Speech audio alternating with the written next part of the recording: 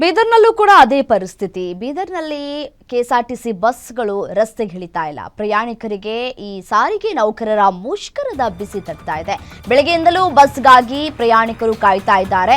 ಬಸ್ಗಳು ಇಲ್ಲದೆ ನಿಲ್ದಾಣಗಳೆಲ್ಲವೂ ಕೂಡ ಖಾಲಿ ಉಳಿತಾ ಇದೆ. ಖಾಸಗಿ ಬಸ್ಗಳ ಮೊರೆ ಹೋಗಿದ್ದಾರೆ ಪ್ರಯಾಣಿಕರು. ಖಾಸಗಿ ವಾಹನಗಳಲ್ಲಿ ದುಪ್ಪಟ್ಟು ಹಣವನ್ನ ಪಡಿತಾರೆ. 20 ರೂಪಾಯಿ ಟಿಕೆಟ್ಗೆ 50 ರೂಪಾಯಿ ಪಡಿತಾ ಇದ್ದಾರೆ ಅಂತ ಹೇಳಿ ಪ್ರಯಾಣಿಕರು ಆಕ್ರೋಶವನ್ನ ವ್ಯಕ್ತಪಡಿಸ್ತಾ ಇದ್ದಾರೆ.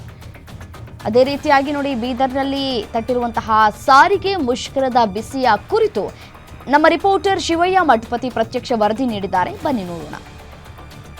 ವಿವಿಧ ಬೇಡಿಕೆಗಳನ್ನ ಈಡೇರಿಸಲು ಆಗ್ರಹಿಸಿದ್ರೂ ಕೂಡ ಸರ್ಕಾರ ಸ್ಪಂದನೆ ಮಾಡ್ತಿಲ್ಲ ಅಂತ ರಾಜ್ಯದಲ್ಲಿಂದು ಸಾರಿಗೆ ನೌಕರರು ಅನಿರ್ದಿಷ್ಟಾವಧಿ ಮುಷ್ಕರವನ್ನ ಹೇರಿದ್ದಾರೆ.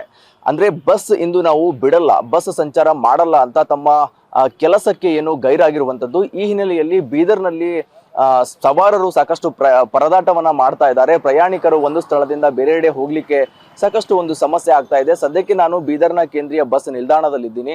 ಇಲ್ಲೂ ಕೂಡ ಯಾವುದೇ ಸಾರಿಗೆ ನೌಕರರು ತಮ್ಮ ಕರ್ತವ್ಯಕ್ಕೆ ಹಾಜರಾಗಿಲ್ಲ. ಬಸ್ಗಳನ್ನ ಸೈಡಿಗೆ ನಿಲ್ಲಿಸಿ ಅವರು ಕೂಡ ಒಂದು ಮುಷ್ಕರಕ್ಕೆ ಕರೆಯನ್ನ ಕೊಟ್ಟಿರುವಂತದ್ದು ಸದ್ಯಕ್ಕೆ ತಾವು ಗಮನಿಸಬಹುದು. ದೃಶ್ಯಾವಳಿಗಳಲ್ಲಿ ಪ್ರಯಾಣಿಕರು ಕೂಡ ತಮ್ಮ ಸ್ಥಳಕ್ಕೆ ಹೋಗಲು ಒಂದು ವೇಟಿಂಗ್ ಅನ್ನ ಮಾಡ್ತಾ ಇದ್ದಾರೆ. ಇಲ್ಲೇ ಒಂದು ಬಸ್ ನಿಲ್ದಾಣದಲ್ಲಿ ನಿಂತು ಬಸ್ಗಾಗಿ ಕಾಯ್ತಾ ಇರುವಂತದ್ದು. ಸಾಕಷ್ಟು ಒಂದು ಸಮಸ್ಯೆಗಳು ಅಂತಂದ್ರೆ ಇಲ್ಲಿ ವಿದ್ಯಾರ್ಥಿಗಳಾಗಿರ್ಬೋದು, ಮತ್ತೆ ಕೆಲವರು ಹಾಸ್ಪಿಟಲ್ಗೆ ಹೋಗ್ತಾ ಇರ್ತಾರೆ, ರೋಗಿಗಳ ಅಟೆಂಡರ್ ಆಗಿದ್ದಾರೆ, ಕೆಲವರು ಅವರವರ ಗ್ರಾಮಗಳಿಗೆ ಹೋಗ್ಲಿಕ್ಕೆ ಕೂಡ ಸಾಕಷ್ಟು ಒಂದು ಪ್ರಯತ್ನ ಪಡ್ತಾ ಇದ್ದಾರೆ. ಬೆಳಿಗ್ಗೆಯಿಂದಲೂ ಕೂಡ ಬೀದರ್ನ ಬಸ್ ನಿಲ್ದಾಣದಿಂದ ಯಾವುದೇ ಬಸ್ ರೋಡಿಗೆ ಇಳಿದಿಲ್ಲ.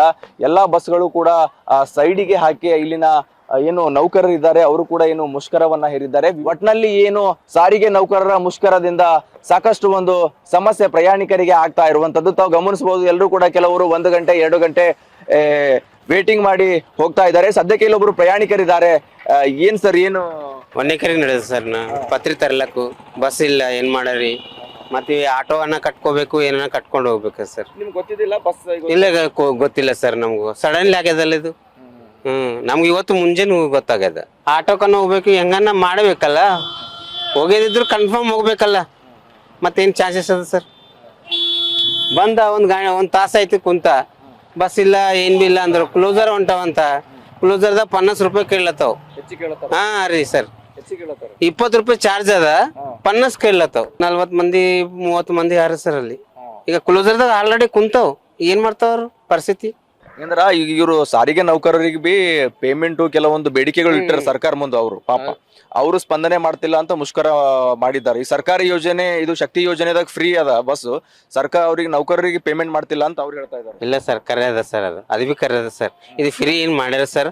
ಅವ್ರ ಬಿ ಸ್ಯಾಲ್ರಿ ಬರಲ್ಲ ಉಂಟದ, ಅವ್ರ ಟೈಮಿಗೆ ಏನ್ ಬಿ ಬರಲ್ಲ ಉಂಟದ.